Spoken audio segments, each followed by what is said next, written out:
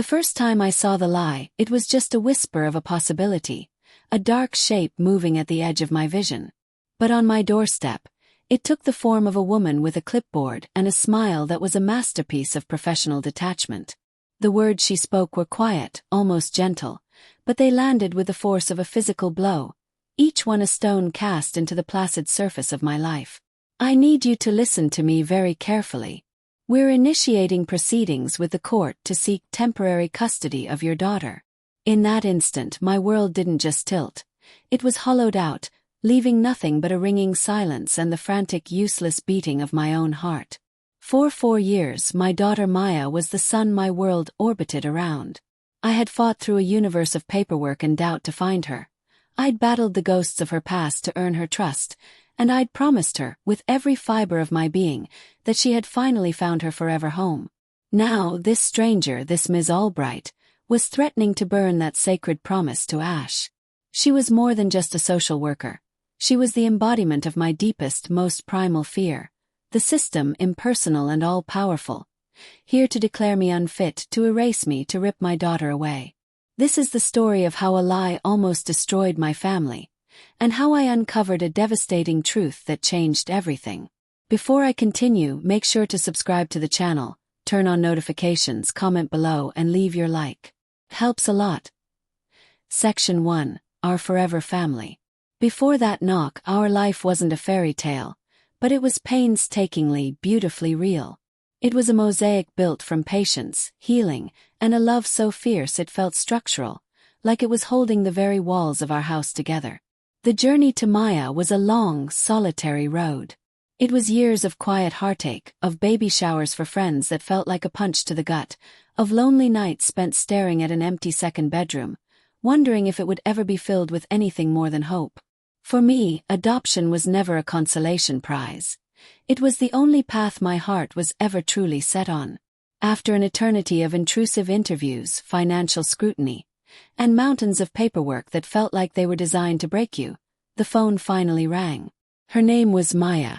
She was 6 years old, and her file read less like a child's history and more like a collection of tragedies. She had been passed through 4 different foster homes in just 3 years, a little girl who had learned the brutal lesson that adults always leave. The file was a dictionary of cold, clinical terms: oppositional defiance, attachment disorder, complex trauma, sterile labels attempting to categorize a childhood shattered by neglect. But when I saw her picture, a small, grainy photo paper clipped to the front, I didn't see a case file. I saw a little girl with eyes that seemed to hold the weight of the entire world, yet there was a flicker of a smile at the corner of her mouth, a ghost of a promise that there was still light in there, just waiting for a safe place to finally shine. Our first meeting was an exercise in futility. It took place in a sterile beige visitation room that smelled of disinfectant and quiet desperation. She sat on the other side of a scratched plastic table, clutching a worn-out stuffed elephant with one remaining button eye, and refused to look at me. I didn't push. I just started talking, my voice feeling too loud in the silent room. I told her about my little house with the big, clumsy dog named Buster and the oak tree in the backyard that was perfect for climbing. I told her my favorite color was purple and that I was a truly terrible baker, but I was willing to learn if she liked chocolate chip cookies. For an entire hour, I spoke to a wall of rigid silence. Despair began to creep in as my time ran out. As I stood up, my heart sinking, she whispered something so quiet I almost missed it. "His name is Peanut." It was the smallest of offerings, the very first thread of a bond that would become our lifeline. That first year was the hardest thing I have ever done. You can't just love trauma away. It lives in the body, a coiled snake waiting to strike. It came out in blood-curdling nightmares that left her drenched in sweat, screaming for a mother she couldn't remember. It showed up as sudden, explosive rages over the toast being cut into triangles instead of squares. She tested me relentlessly, a tiny scientist testing the hypothesis that I, too, would break. She'd hide my car keys, scream that she hated me with a conviction that chilled me to the bone, and flinch if I moved too quickly to give her a hug. The world had taught her that love was a transaction and safety was a mirage. My job was to unteach her those brutal lessons, one painstaking, exhausting day at a time. Our home became a sanctuary of routine and predictability. We instituted Taco Tuesdays and Friday movie nights with a mountain of popcorn. We put a feelings chart on the fridge, a collection of cartoon faces she could point to when the words were trapped in her throat. I slowly, clumsily, learned how to do her hair, my fumbling fingers eventually mastering the intricate braids she adored. Those quiet moments with her sitting between my knees, the scent of her shampoo in the air as I gently combed her hair, became our sacred space. It was where she would let her guard down just enough to whisper about a mean kid at school, or ask the hard, heartbreaking questions about her birth mother. We found an incredible therapist, Dr. Anya Sharma, who specialized in childhood trauma and transracial adoption. She was a gift. She gave us the tools and the language to navigate the minefield of Maya's past. She helped me understand that Maya's outbursts weren't a reflection of my parenting but were echoes of a time when her world was terrifyingly out of control. She explained how the trauma of removal from a biological parent can create a primal wound, affecting all future attachments. Slowly, so slowly it was almost imperceptible, the storms began to quiet. The nightmares became less frequent. The screams of "I hate you" were gradually, tentatively, replaced with sleepy "I love yous" whispered in the dark just before she drifted off. By the time she was 8, she was a different child. She was thriving. A firecracker, full of brilliant, chaotic energy and a laugh that could fill the whole house. She fell in love with science and declared she was going to be an astronaut who would discover a new planet and name it after Peanut the elephant. She was making friends. She had finally, truly, started to believe she was home. Our bond felt like the most precious, delicate, and unbreakable thing in my life. A tapestry woven from tears, shared laughter, and thousands of tiny moments of choosing each other again and again. We weren't just a mother and daughter. We were survivors who had found our anchor in one another. And it was that beautiful, hard-won piece that was shattered by the knock on the door. Section 2. The knock on the door. She introduced herself as Ms. Albright, from the Department of Social Services. She had a severe, angular haircut and a smile that never reached her eyes. It was a practiced, dismissive smile that told me instantly that she had already formed her judgment of me before I'd even said a word. My dog, Buster, a goofy golden retriever who greets every stranger as a long-lost friend, stood glued to my leg and let out a low, rumbling growl. He knew. He sensed the danger before my own mind could process it. "May I come in?" It wasn't a question. It was a declaration. She moved past me before I could answer, her sharp eyes scanning our home not with warmth or curiosity, but with a cold, forensic precision. I saw her gaze linger on the small pile of shoes by the door, the colorful chaos of Maya's drawings taped to the fridge, the comfortable, lived-in clutter of our life. I could feel her ticking off invisible demerits in her mind. My heart began to hammer against my ribs, a frantic drumbeat of dread. "I'm sorry, is there a problem?" "We've received a report," she said, her voice flat and devoid of any emotion. She opened her clipboard, a gesture that felt menacing. An anonymous tip. It contained some concerning allegations regarding Maya's welfare. My blood ran cold. The warmth of my home seemed to evaporate. Allegations. What are you talking about? That's impossible. Maya is happy. She is loved. She is safe here. Ms. Albright glanced up from her papers, her expression unchanged. The report mentions emotional neglect and inappropriate discipline. It states that Maya has frequent, uncontrolled emotional outbursts and that you are ill-equipped to handle them, creating what is described as a volatile and unstable home environment. The air was stolen from my lungs. She was holding a weapon, and it was loaded with the most confidential, painful details of my daughter's trauma. The very behaviors we had worked for years to heal, the safe space I had fought to create for her to express her big, scary feelings. All of it was being twisted, reframed into a narrative of my failure as a mother. "Her outbursts are trauma responses," I stammered, my voice shaking with a potent cocktail of fear and rage. "She's in therapy with a specialist. We have a care plan. She's healing." "Who told you this? Who would say something so viciously untrue?" "The source is confidential," she replied, as if she were discussing the weather. My job isn't to debate the source, Ms. Davis. It's to investigate the allegations. I need to see the child's living quarters, and then I need to interview her. Alone. No. The word came out sharper and stronger than I felt. A flicker of something primal took over. Absolutely not. You are not talking to my daughter alone without her therapist present. She has been through enough state-sanctioned trauma. I will not stand here and allow you to re-traumatize her. For the first time, a sliver of annoyance crossed her placid face. She wasn't used to pushback. She was used to wielding fear and seeing compliance. Your refusal to cooperate will be noted in my report, Ms. Davis. It does not reflect favorably on you.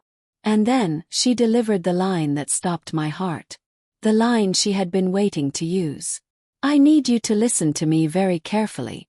Based on the severity of the report we received, and your current uncooperative stance, we are initiating proceedings with the court to seek temporary custody of your daughter.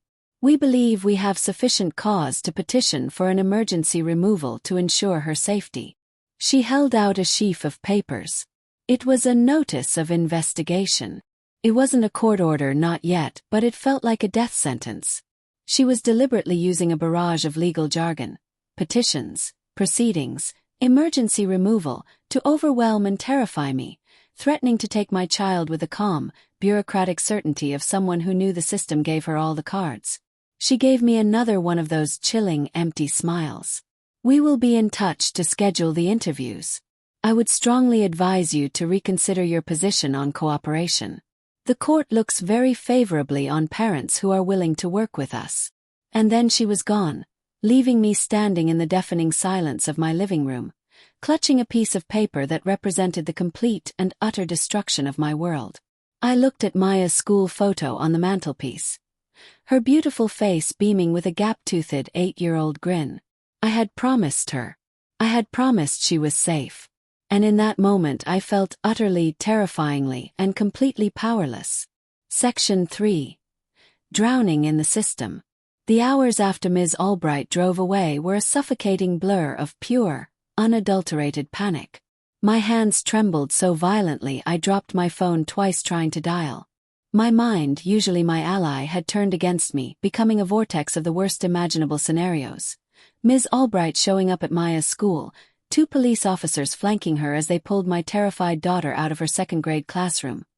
Her small face crumbling as she thought I'd abandoned her, just like every other adult in her life had. My own promise. You are home, you are safe forever. Echoed in my head, a cruel and mocking taunt. My first coherent thought was to call Dr. Sharma. I could barely get the words out, my voice breaking as I sobbed and read her the notice. She was aghast. She told me to take a deep breath, that Ms. Albright couldn't just take Maya without a judge's order, and that getting one required clear and convincing evidence of imminent danger, not a vague, anonymous tip from a source they wouldn't even name. This sounds like a gross and deliberate overreach, Dr. Sharma said, her voice a firm anchor in my sea of panic. But you must take it with the utmost seriousness. This isn't a simple misunderstanding you can clear up with a phone call. You need a lawyer. Not tomorrow. Right now. Lawyer. The word itself sounded foreign and prohibitively expensive. I'm a public school teacher. My budget is a tightrope walk every month between my mortgage and my bills. There was no lawyer fund, stashed away for an emergency I never dreamed could happen. I spent the rest of the afternoon in a frantic daze, Googling family law attorneys and parental rights CPS.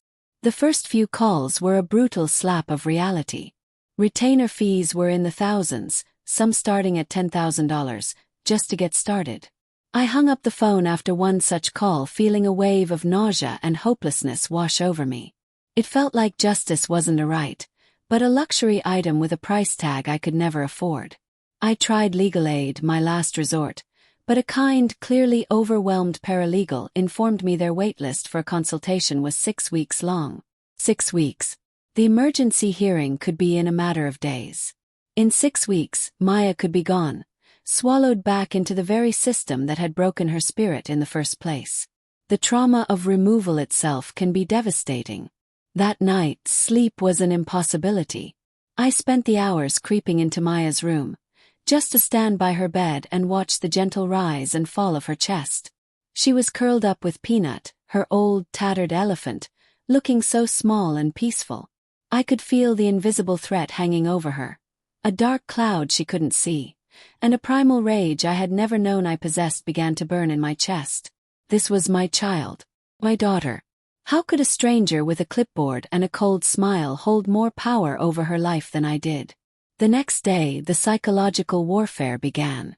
Ms. Albright called 3 times before noon. Her tone no longer placid but sharp and demanding. She wanted to schedule Maya's forensic interview at her office, without me or Dr. Sharma present. It's standard procedure, she claimed, her voice dripping with condescension, to avoid coaching the child. It didn't feel like procedure. It felt like blackmail. She was meticulously building a case where I was the villain, and every move I made to protect my daughter's fragile psyche was twisted into another piece of evidence of my guilt and non-compliance. I felt like I was drowning in a sea of bureaucratic ink. The system wasn't designed to help families. It was a machine built to process cases. I wasn't a mother anymore. I was a case number. Maya was no longer a child. She was an allegation. I was utterly alone, fighting a faceless, monolithic monster that was methodically preparing to eat my family alive. And for the first time since that knock on the door, I started to believe, deep in my soul, that I was going to lose. Section 4. A glimmer of hope. Just when I felt the cold water closing over my head, a hand reached out. I was on the phone with my best friend, Sarah. The conversation a broken mess of sobs and panicked ramblings about the impossible financial wall I'd slammed into. "It's not fair," I cried, the words torn from my throat. "They just decide you're guilty, and then you have to somehow find thousands and thousands of dollars you don't have just to prove you're innocent." Sarah was quiet for a long moment, and then her voice came through the phone, sharp and focused. "Listen to me," she said. "My cousin Jennifer went through something just like this a few years ago. Her vindictive ex-husband made a completely false report. She said she was saved by this small, fierce non-profit group, the Parental Rights Advocacy Group. They aren't lawyers, they're advocates. They specialize in fighting CPS overreach, and they know all their tactics." A tiny, fragile flicker of hope ignited in the darkness of my chest. It was the first light I'd seen in days. I scribbled down the name on a napkin and immediately looked them up. Their website was simple, not slick or corporate, but their message was a thunderclap, fighting for families against bureaucratic injustice. With fingers that still trembled, I filled out their online contact form, pouring out the entire nightmarish story into the small text box, every word a plea. I hit send and slumped back, not expecting to hear back for days, if ever. But less than an hour later, my phone rang with an unknown number. "Is this Ms. Davis?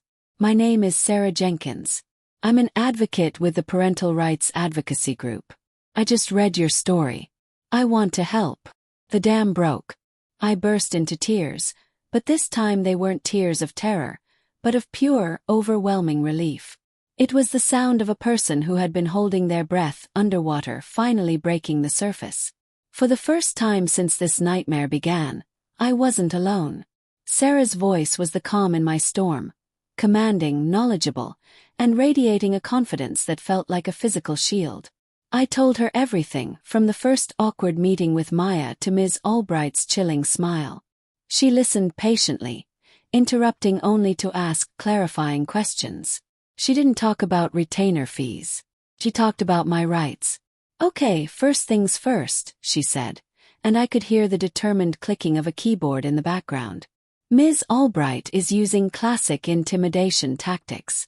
She has no absolute legal right to interview your daughter alone without a court order or your explicit consent. Do not give your consent. From this moment on, you do not speak to her. All communication goes through me."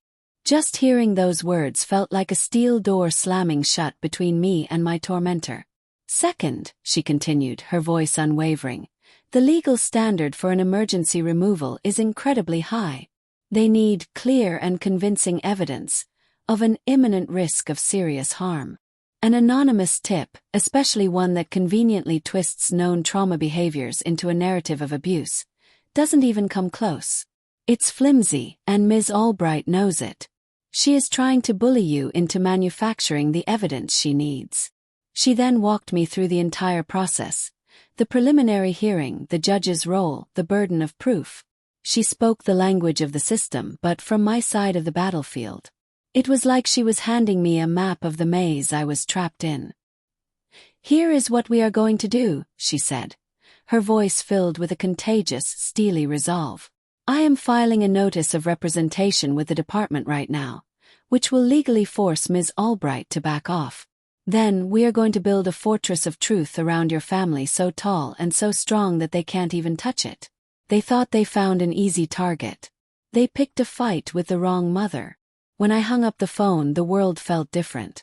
The crushing weight on my chest had lifted, replaced by a cold, hard anger. The panic was still there, a low hum beneath the surface, but now it was mixed with something else. Hope. Sarah Jenkins hadn't just given me advice. She had given me back my strength. She reminded me that I wasn't a case number. I was a mother, and it was time to fight like one. If you're still here with me, don't forget to subscribe, activate notifications, leave your like, and share this video with someone. Section 5. Building the defense, and the twist unfolds. The days leading up to the hearing were a blur of focused, furious activity. Sarah Jenkins was a force of nature. Just as she'd promised, the second she filed her notice of representation, Ms. Albright's harassing calls stopped cold. The silence was a profound relief, a small pocket of peace in the middle of a war zone. We knew the real battle was still ahead, but that small victory felt monumental. "We don't just defend, we go on offense," Sarah told me during one of our late-night calls.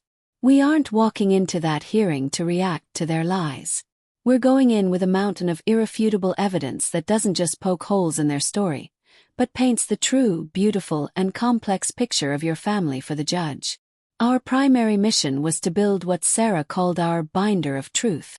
It was more than a folder of papers. It was the story of our family, bound in 3 rings. I spent hours gathering every single report card showing Maya's grades steadily climbing. I printed emails from her teachers praising her curiosity and kindness. I dug up letters from other parents from her class, thanking me for hosting playdates. We included dozens of photographs. Maya with birthday cake smeared across her face, proudly holding up a colorful drawing of our family, the 2 of us grinning on a hike with Buster, a candid shot of Maya sleeping peacefully in her bed, clutching Peanut. We were showing a life, not a single twisted incident. The most powerful weapon in our arsenal came from Dr. Sharma. At Sarah's request, she wrote a detailed multi-page report that laid out Maya's clinical history, explained the neurological basis for her trauma responses, and documented the incredible, hard-won progress she had made in my care. She stated in no uncertain terms that removing Maya from my home would be catastrophic to her mental health, profoundly re-traumatizing, and would certainly undo years of healing. It was a powerful, expert validation of everything I knew in my heart to be true. While I gathered our life, Sarah did some digging. Using her official capacity as my advocate, she got the full, unredacted report from the Social Services Department, including the original anonymous tip.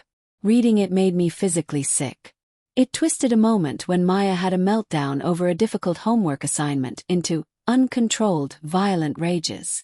It warped a vulnerable comment I'd once made to another mom about the unique challenges of therapeutic parenting into a supposed admission of being unfit. But within those ugly, poisonous words, Sarah found our own weapon. "Look at this," she said, her voice sharp as she pointed to a line on the page. The tipster mentions a specific lullaby that Maya's birth mother used to sing to her, one that you sometimes hum to help her fall asleep. They describe it as a mournful, unsettling dirge. How would a random, concerned citizen know that? "Did you ever tell Ms. Albright about that lullaby?" My blood ran cold. I hadn't. It was one of our most private, sacred rituals. Secret shared between me and Maya. Only a handful of people on Earth could have known that detail. And suddenly, a dark, sickening suspicion began to form in my mind. There was someone from Maya's past, a shadow I had hoped would remain there. Maya's biological grandmother. She had fought the adoption fiercely, believing she was the only one who could care for Maya. We'd had no contact for years. On a hunch, I went deep into the internet searching for her. I found a private social media profile under a slightly different name. My hands shook as I scrolled through it. The posts were a chilling shrine to a life she felt was stolen from her. There were pictures of Maya as a baby, and cryptic posts about rescuing a lost grandchild and fighting for blood rights. And then I saw it.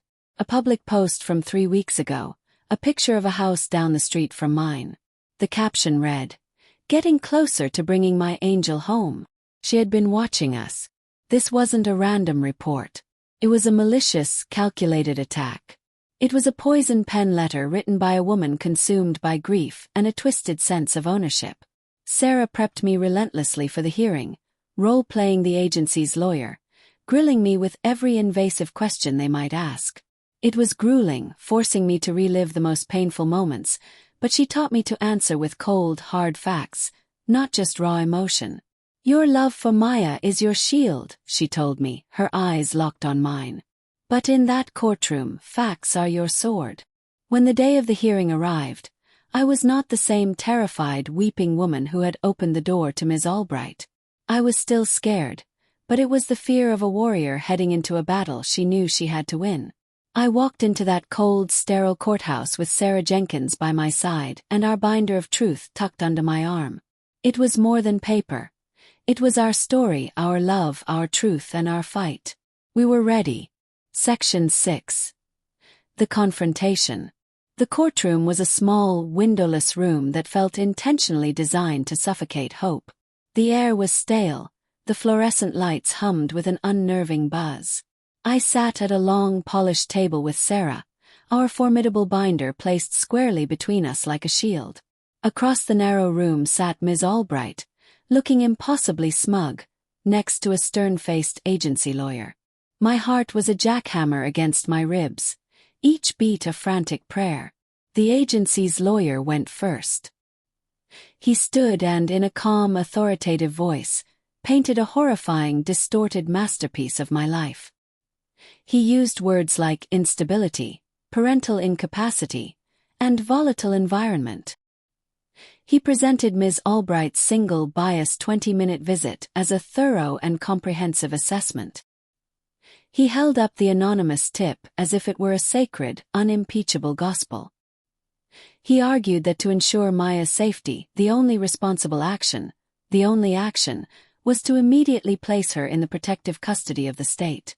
As he spoke, I could feel myself shrinking, my breath growing shallow. He sounded so professional, so convincing. Ms. Albright just sat there, nodding at his points, a tiny triumphant smirk playing on her lips. I risked a glance at the judge, a woman with a weary, unreadable expression. Panic began to claw its way back up my throat, cold and sharp. They're going to believe him. Oh God, they're going to take her. Then it was Sarah's turn. She stood up, and the very energy in the room shifted. She wasn't loud or aggressive. She was calm, precise, and radiated an aura of absolute command. "Your Honor," she began, her voice clear and strong, cutting through the tense silence. "We are here today because of a single, uncorroborated, anonymous report. A report the agency has used to justify the most extreme and damaging measure available to this court, tearing a child from the only stable, loving home she has ever known." She methodically walked the judge through our story, starting with the day of the adoption. She presented the binder of truth, not just as evidence, but as a narrative. She held up Maya's glowing school reports, the letters from teachers, the photos of a happy, vibrant, thriving child. Then she called Ms. Albright to the stand. Her questioning was a surgical strike. "Ms. Albright, you stated in your report that Maya is at imminent risk. Could you please define for the court what specific, immediate harm she was in at the moment of your visit?" Ms. Albright faltered, her composure cracking for the first time. Well, the emotional outbursts, the mother's clear inability to control the child. So, to be clear, there was no imminent physical danger. Sarah pressed, her tone sharp. Was the child bruised? Malnourished? Was the house unsafe? No, but the emotional environment. And these emotional outbursts, Ms. Albright, Sarah interrupted smoothly. Are you a licensed child psychologist specializing in complex developmental trauma? I am a licensed social worker. So you are not, in fact, qualified to diagnose a child's therapeutic progress or differentiate a trauma response from a behavioral issue. Is that correct? Sarah then presented Dr. Sharma's expert report. Your Honor, this is an affidavit from Dr. Anya Sharma, Maya's actual therapist.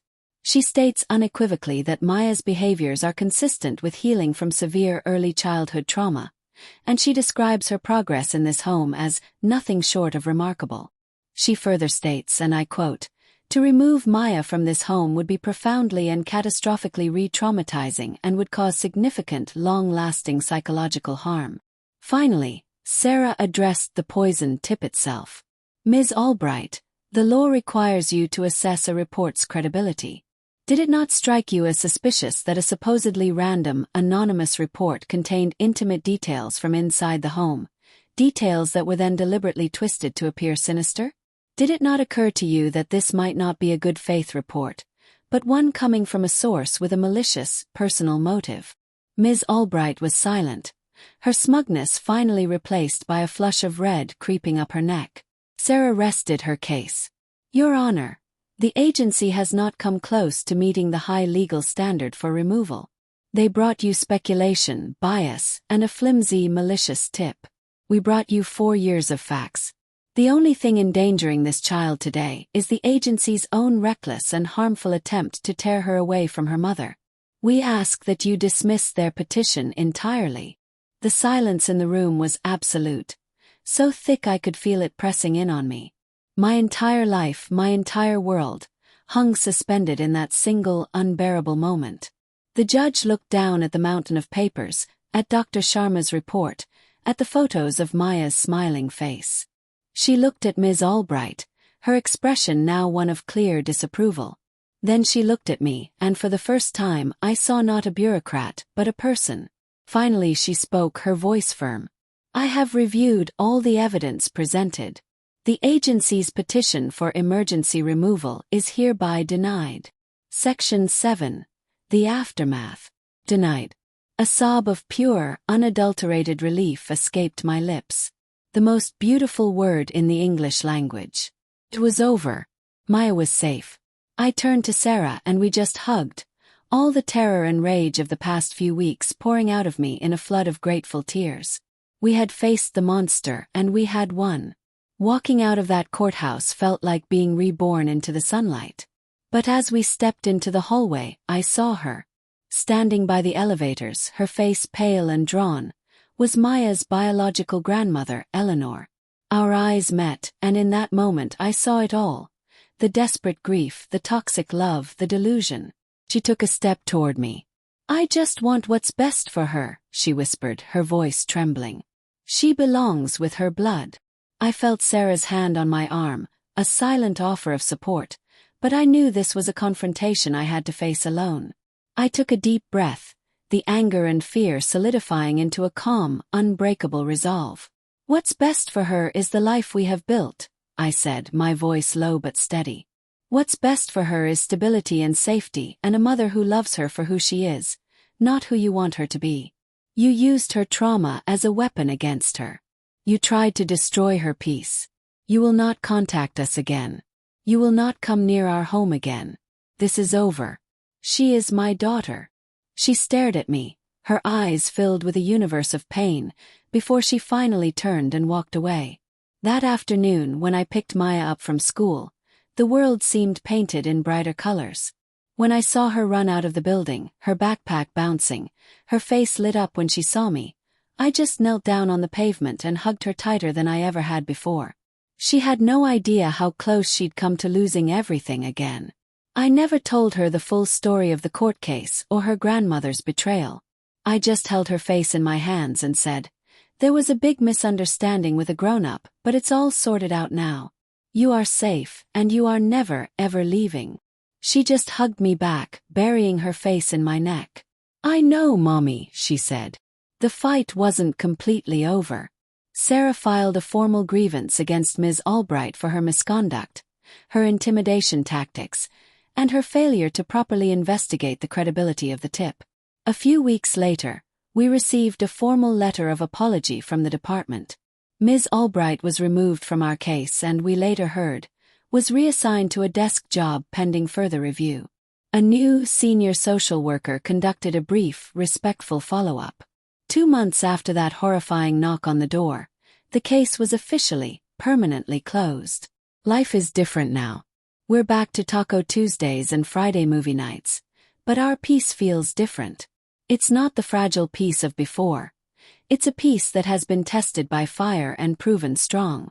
This whole ordeal taught me something terrifying: how easily a single lie can detonate a life, and how a bureaucratic system, in the wrong hands, can become a weapon that makes you feel utterly helpless. But it also taught me something infinitely more powerful. You are never truly helpless. The system is made of people, and the law has rules. Knowledge is power. Advocacy is power. And there is no power on this earth, no force in the universe, greater than a mother's fierce, unending love for her child. We fought for our family and we won. We proved that the bonds of love we forged are stronger than bureaucracy, stronger than lies, and stronger than blood. This experience changed me. I am no longer just a mother. I am a guardian, a protector, and a warrior. And I will spend the rest of my life making sure my daughter knows, deep in her bones and in the marrow of her soul, that she is safe, she is wanted, she is cherished, and she is home. Forever. Thank you for listening to my story. Please subscribe to the channel, turn on notifications, comment below, leave your like, and share this video with others.